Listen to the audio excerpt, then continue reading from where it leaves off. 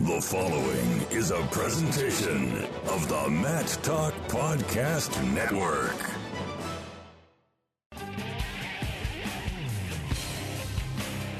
It's time for the Guillotine Grapevine, a podcast for the land of 10,000 wrestlers. 10,000 wrestlers.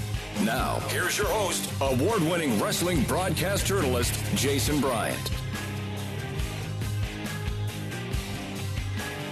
And welcome again, Minnesota wrestling fans, where it's a great time to be a Minnesota wrestling fan. Jason Bryant here with episode 21 of the Guillotine Grapevine. And before we even get to the wrestling news here in the land of 10,000 wrestlers, that is the great state of Minnesota. We got snow on the ground. We got some interviews coming up from the Augie Adidas Open. We'll get to them in a bit. But if you want to support this show, you want to support the great coverage that Jeff Bishi and his crew at the Guillotine provide for us here in the state of Minnesota, go to theguillotine.com, subscribe. It's just $20 a year. You get the hard copy, you sit there. And let me tell you a little story, actually, about the hard copy. So many of you know that I'm not a native Minnesotan. My accent basically just validates that immediately. But when I was in college at Old Dominion University in Norfolk, Virginia, we had a Minnesotan come to us by the name of Charlie Bush. He attended Lord, but they had a co-op with Mayo, so you might remember him from Rochester, Mayo, class of 1999. Wrestled in the state tournament down there. And Charlie comes to us at Old Dominion, and with it comes his mail. So one day, I'm at the wrestling house, and when you go to the bathroom and there's, most men have a stack of magazines, and in that time in college, it was, Maxim and Sports Illustrated. Well, there was this newspaper. And I picked it up and I go, what is this? So I'm reading, and I'm not going to get too graphic into you here, but it's the Guillotine. It was the first time in my life I had ever seen a publication specifically for one state's wrestling news. Now, at the time, I was doing a website for Virginia. That's what Matt Talk Online was back at the time. It was a website for Virginia wrestling. But I had never actually seen, I'd seen amateur wrestling news, I'd seen Wrestling USA Magazine, but I'd never seen one state. And right then and there, I'm like, this is why this is a big part of the culture. And I understand this is why he knew what was going on back home. And of course, the Guillotine website is phenomenal. But, you think about what you guys have here in Minnesota. And if you're listening to this program and you are in Minnesota and you're a wrestling fan and you are not a subscriber to the Guillotine, you need to do so. Do yourself a service. Do yourself some justice here. $20 a year, theguillotine.com. It supports this program, and I give you a different medium. And I'm the outsider, man. I'm coming in. I mean, I'm married into Minnesota. There's snow on the ground, and for some reason, I find that lovely. I really don't, but, I'm trying to work on a sales pitch here. But anyway, this is a great publication. You guys, you know it. And in talking to some friends that live up here in Minnesota and, getting to know people over the years are like, if your name's in a Guillotine, that's what you look forward to. And you know what? The reason they've got this great publication is because of subscriptions. So you want to go out there and support the sport of wrestling here in the land at 10,000 Lakes. If you're not already a subscriber, do so. Subscribe, $20 a year. And if you're a business owner and you want to support things and you already get the magazine, but you're thinking, what else can I do? Get an ad. Talk to Jeff Bishi at The Guillotine. Again, all the contact information at theguillotine.com or The Guillotine, whichever you want to say. I asked Jeff at the Gopher match the other day, Guillotine or Guillotine? He goes, I don't care. So whatever you want to say it, we call it the Guillotine Grapevine here on the program. Up on the show today, we've got wrestling season. We got snow on the ground, therefore it's wrestling season. We got turkeys thawing. I don't know what I'm going to do with my turkey. We're hosting Thanksgiving here this year at the Bryant household in New Brighton. So we got people coming from Silver Bay, from Albany, Avon, who knows? I mean, Brainerd, and no, we don't have any family in Brainerd. We do have Garrison and Aiken up there that way. So nobody from Virginia, and I mean the state, not Iron Range, Virginia, coming in. But snow is on the ground. Got a chance to go out to Augsburg and the U over the weekend. The Augie Adidas Open, a good early season tournament for Division II, Division III junior college teams. We'll talk with Chad Johnson, the two-time national champion and four-time All-American from Augsburg. He's on the assistant coaching staff there at Augsburg. We'll talk to him about his move into coaching. We'll also talk to Southwest Minnesota State coach Jesse Nelson on what he's doing down there in Marshall. We'll get some insight from him on what this type of tournament needs. And we'll also have a pretty good conversation with Randy Rager down at Rochester. And admittedly, we don't have a whole lot of junior college news on this program yet. I want to change that. Of course, in this part of the program, I'm going to be probably talking more about Division 1, 2, and 3 before we get to that. But Randy is going to cap off this episode with a really, for those who really don't know, I'm sure you guys here in Minnesota know about Rochester and Itasca and Northland and Minnesota West, Bridgewater, the junior colleges here in the state. But Randy gives an interesting insight from a school that gets to host a lot of really good wrestling events like the Minnesota Christmas Tournament and the Clash. But before we get to those interviews, I got some Division 1, Division 2, Division 3 news. Minnesota, as many of you might know, picked up an 18-17 win over number 20 South Dakota State on November 18th at the PAV. That's what they're calling the Sports Pavilion now. It was a bit of a madhouse down there, so big thanks to Charlie Bush, Mike Bush for buying my dinner at Buffalo Wild Wings. The fans from South Dakota State that came in and chatting with us that were great. And but the Gophers, that was a very, very interesting finish as Michael Crales got the disqualification victory at heavyweight that gave the Gophers an 18-17 win. Gophers coming in ranked number 16 in the country and kind of a patchwork lineup. You didn't have Freddie Stroker in the lineup. Of course, the suspensions have kept several wrestlers out, but for a lot of fans, that's a questionable one. And I'm again I'm not trying to be a homer here. That was one. Do you make that call? You know what? I'll let the message boards, you guys decide that. I've already voiced my opinion on Twitter. I just don't think you make that call with 4 seconds to go to decide a duel. But anyway, you're not here for that. You're here for news. So that's how the Gophers worked out. They're 1-0.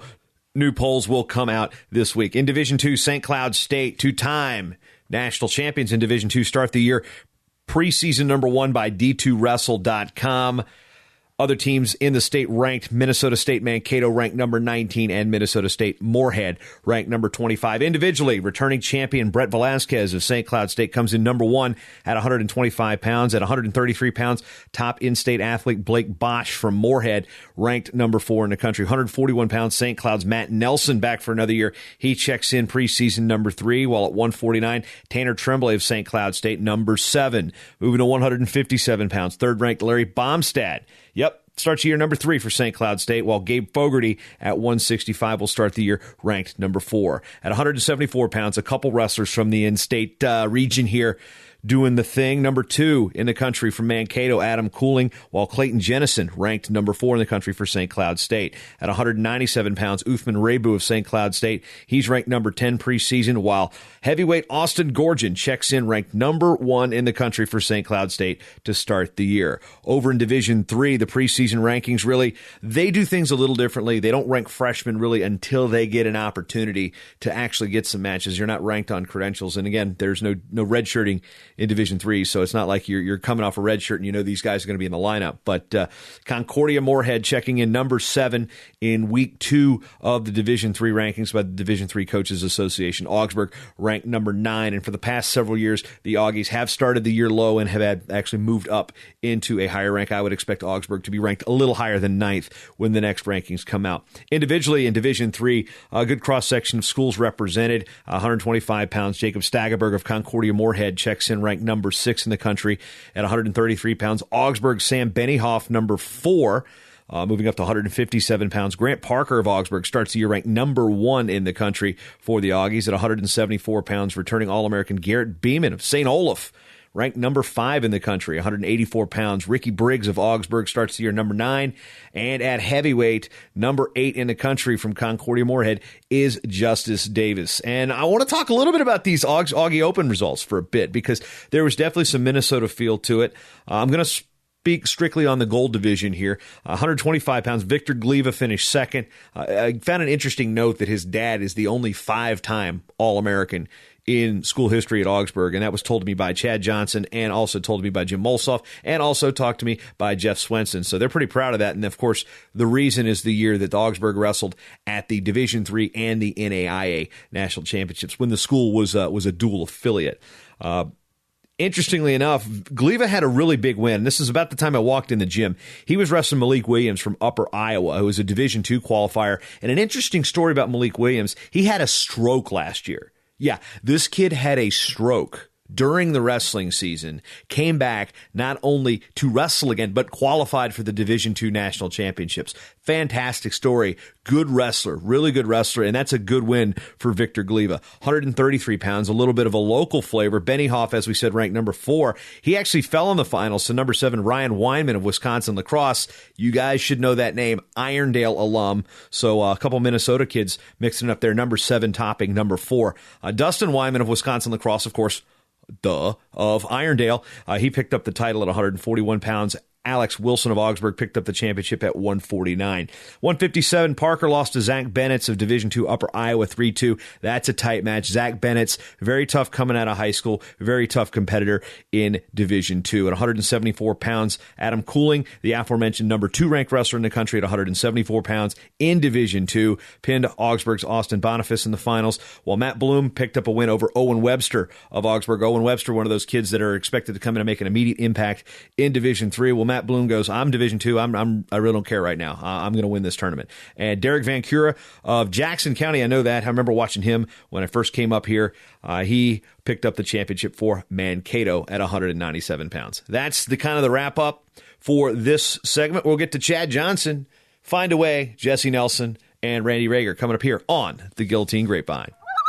Here at the Augie Adidas Open here on the campus of Augsburg College, now with a somewhat clean-shaven Chad Johnson, 2-time national champ, 4-time Division III All-American, doing this coaching thing. There was thoughts about going back home on the farm, but you're still sticking around here in the cities doing some coaching. What are you learning from the coaching standpoint in the corner from the time you were a competitor going, shut up, coach? It's just a different perspective. It's interesting to work with as many guys as we have, and that we have different calibers of kids, and it's just fun to get to see what works for them. And I was the same way. I had a systematic approach to things that I went about my business with, and these guys are no different. They approach things maybe a little differently than I do, but if it works for them, and we go out there and overall stick to a game plan that we've talked about, I'm all right with it. So. This is, snow's on the ground right now. This is wrestling season, finally. No, says only people from this part of the country. Well, when you got a tournament like this and you've got a roster as big as Augsburg is, what does this really do for your team, and what do you guys as a staff try to decipher from it? We're one of the last starting teams in the country. We obviously love to start with our home tournament, and this is just a great tournament for us because we've had over a month with the guys to, really learn that technique and not be worried about making weight 4 or 5 weeks ago. And after this tournament, we'll come back, we'll sit down, and we'll start talking with all of our guys as individual coaches about a game plan. And that's where we start. We build from there. So. Pretty solid group of kids coming in. How excited are you guys as a staff to see, guys like Owen Webster and Lucas Jeske on the mat? We're ecstatic about it. And those guys have done a great job since they've been here. As every incoming freshman that we've had this year, they've really bought in. About the lifting, about the running, the conditioning, the practices, the technique. But obviously we had a great freshman recruiting class this year, and I was very excited to see them compete today, and they've held up so far today. I'm very excited, very happy to watch them wrestle. Wisconsin and Minnesota are similar in the fact that there's only one Division I school in each particular state. In Wisconsin, it's University of Wisconsin in Madison. Here, it's the U. Coming from Wisconsin and then into the Division III level, when you had that desire to wrestle Division I, and kids like that and yourself, you had D1 offers, you're pretty solid coming out of high school, but you ultimately chose Division III. What is it about your development that you felt really, really kind of accelerated on a kind of a different path? How would you equate it to say, all right, if I would have been in a Division I room, I would have done this, but you had a lot more freedom and time to really hone your skills here in Division III? Yeah, you're right. I had the opportunity to wrestle Division I. And when I got up here, it was all about the family atmosphere that I felt when I got here. Guys like Jared Massey and Zach Molitor, and obviously head associate coach Tony Valek were on the team at that time, and I just felt like this was a place that I could win at. And they had the resources around them for me. I was recruited heavily by a couple of schools that are here today, and obviously I have great relationships with those coaches, but my resources here I felt were unlimited. My personal coaches, Josh Clausen, one of the biggest reasons, I am where I am today. So my development I had to come here and believe in the system, and I had other plans outside of wrestling 24/7, and then Division III allowed me to do that, and obviously I threw my hat in the ring with some freestyle, and I love training with Tony Nelson, a guy right across the street, and it allows me to do that. But I have a social life outside of wrestling as well. So, and when we say social life, you mean things that are being social, not necessarily the social life, right? Yeah. We got to make sure that's clear. Yeah, I have activities that I like to do. You talk about snow on the ground, I'm ready to snowmobile. I got deer hunting coming up next week. And obviously I like to go home and milk cows with my family and be on the dairy farm. So it was just the right place for me to be if I wanted to succeed and make that jump like I did from my senior year until my freshman year in lacrosse that first year. So it was good. Next up here on the Guillotine Grapevine from the Augie Adidas Open here in Minneapolis, it's the man where he's got no problems finding his own way. Jesse Nelson at Southwest Minnesota State down in Marshall. Coach, another year, another season, snow on the ground. That's a Minnesota thing. That's right. We actually left a day early to get here. We left on Thursday night instead of Friday. So just happy to be here and competing. So how much snow did Marshall get prior to? If you guys wouldn't have left, you guys probably would still be there. We would not be here if we wouldn't have left.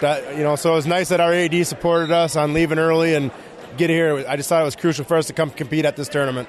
Why is it crucial for you guys to compete at this tournament? You're a Division II school, a lot of Division III, Division II schools here, but is it the different looks? I mean, at this point of the season, you're still trying to probably sort out your lineup. Well, I think a lot of it was we competed last weekend at an open, did some good things, but really needed to grow from that, and this was a tournament where I felt we could see a lot of different competition and have an opportunity to get better. A lot of strong Division II wrestling here in the state of Minnesota. What can fans look forward to from your program this year? I think we're just going to be real competitive. We're a little bit young, but our guys fight hard and scrap, and we'll just get after you. Ultimately, the Northern Sun, a super competitive conference. St. Cloud has really carried the torch the last couple of years. What's it mean for to have that type of program in the conference, knowing, okay, the bar's set pretty high. If you want to be the best, these are the guys you're chasing. I mean, Steve Costanzo runs a great program there. I mean, how do you and the other coaches in the Northern Sun try to chase after the national champions? Well, I really think you just got to keep track of your own program. I think you deal with what you have, you try to get better, and obviously, like you said, that bar's been set, and we got to chase it. What's the best thing you've discovered about coaching at the Division II level, and specifically at Southwest State? Boy, that's a tough question, but I just think it's a small community. Division II is just gotten better and better. When I first started Division II, 32 teams in it. Now we have over 60. It's just a division that's kept growing and getting better. There's no well that runs dry in the state of Minnesota when it comes to recruiting. And how difficult is it now with all this great wrestling in Minnesota? You got the Division III schools that are really good, Division II schools, of course, the U, and South Dakota State starting to cherry-pick some good Minnesota kids. The struggles in recruiting are always real. What is your strategy with recruiting and bringing people to Marshall? Absolutely. We got to find the right fit. We got to find the right kid to be out in Southwest Minnesota. But you know what? You just set the bar high and recruit every kid that you can. And like you said, it's so competitive. And hopefully it lands your way. When you go in and set goals with your team, you said you're pretty young. What are the goals you have for this year's team? Obviously, every year we're chasing, like you said, but we'd like to be a top 10 team. We have some young guys that are very competitive, and we just want to continue to grow every week. But, really we're chasing that goal of being a top 10 program. Continuing on with our coverage here on the Guillotine Grapevine, talking a little junior college wrestling with Randy Rager of Rochester Community and Technical College, or just RCTC.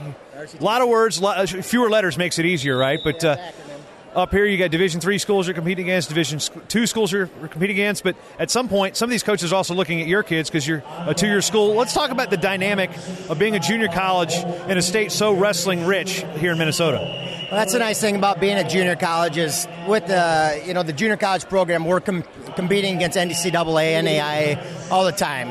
The other sports in the junior college are only competing against NJCAA schools. Well, for us, we're able to come out, see these other schools, give those kids an opportunity to be spotted. Maybe they didn't have the best high school career, didn't get the recruiting offers or the package they were looking for. So we're able to wrestle these other schools and again, be seen by those coaches. when it comes to recruiting with so many options, you got the U, then you got all the great Division II and Division III schools. You guys are kind of not necessarily the highest on the list, and that's not just Rochester, but that's Itasca, that's Northland. What do the coaches here in Minnesota, do you guys have kind of a shared idea of how you recruit, or is it you feel it's an individual, you've got your own theories, and the guys up at other schools have their own?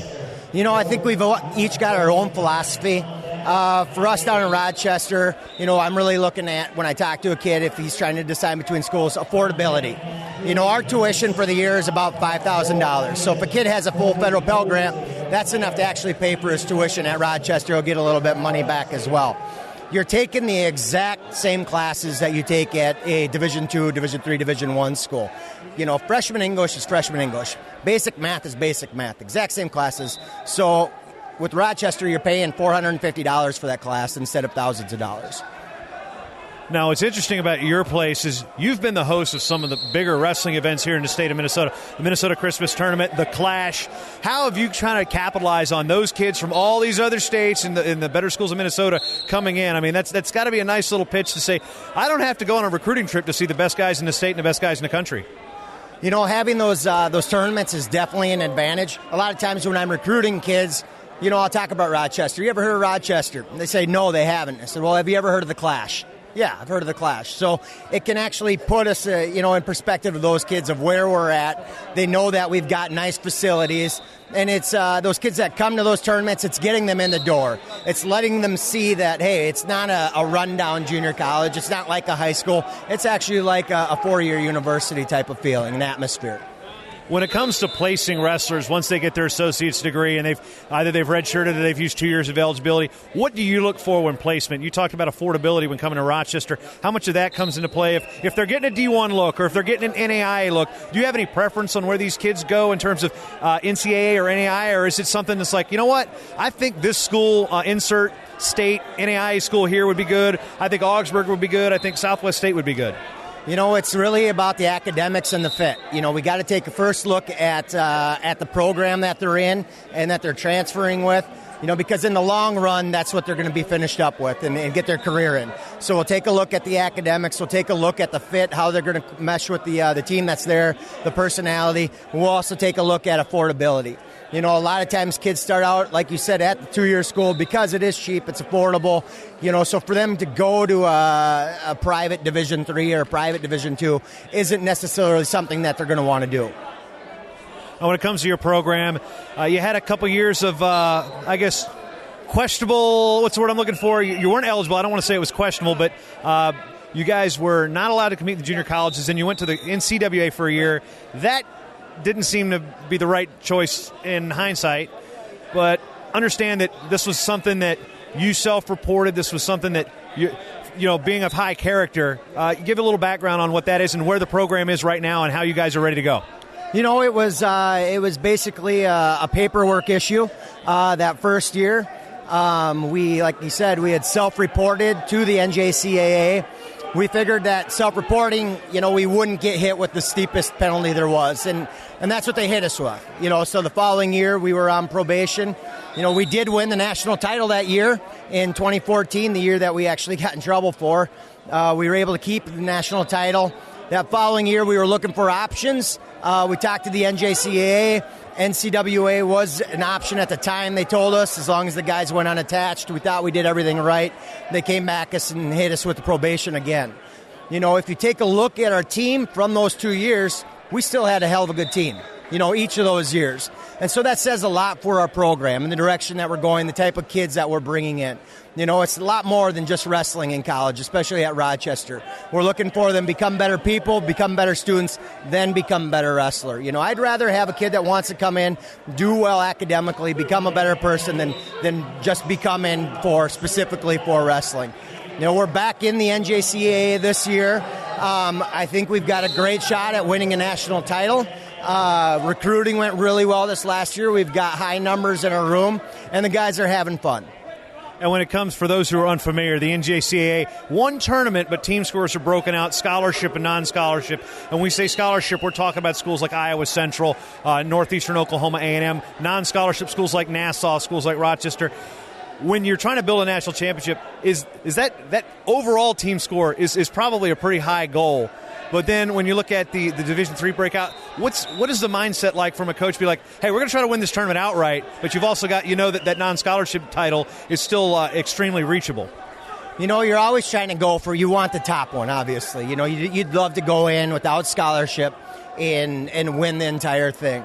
And it is possible. Last year, I think Iowa Central took second at Nationals, and we wrestled them in a duel and did really well against them that year and actually beat them in the duel. So, you are looking for that top one. Going into it, when I say, we're going to win a national title, I'd like to be at the top. More realistically, we want to be in the top 10 overall and be number one for the non-scholarships. Yeah, of course, there's that year a couple years ago. I believe it was in Rochester when, was it Harper? Was a non-scholarship school, won the whole thing, and Iowa Central technically got a trophy for being the Division I champion. Correct. That was down in Des Moines. Oh, Des Moines, okay. And everything just fell into place. And after that, they actually removed the Division III non-scholarship tournament trophy for a couple of years and said, well, you guys don't need it. And it became more difficult. That was just really a fluke year, to be honest with you.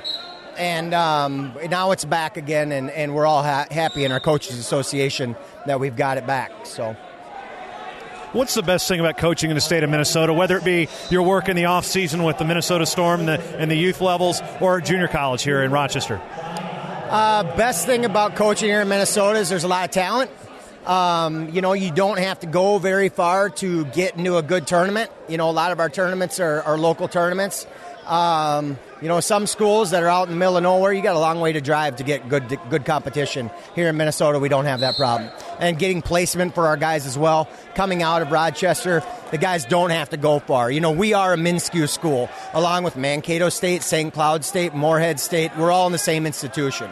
So transferability between those schools is very, very easy. Last question in terms of what fans can look forward to. Who are some guys they should keep an eye on this year down with RCTC and guys that are going to make some waves regionally and nationally? We've got a good handful of guys that are going to be pretty dang tough out there. All the way down at 25 with Esteban Teagan. We got quite a few Minnesota guys. Colton Langonier out of Casson Manorville is pretty tough.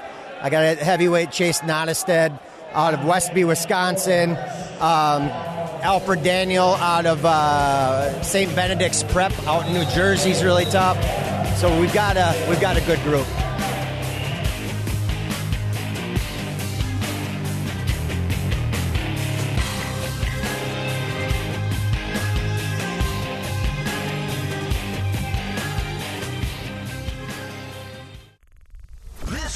Is part of the Matt Talk Podcast Network. For more wrestling podcasts, head over to MattTalkOnline.com.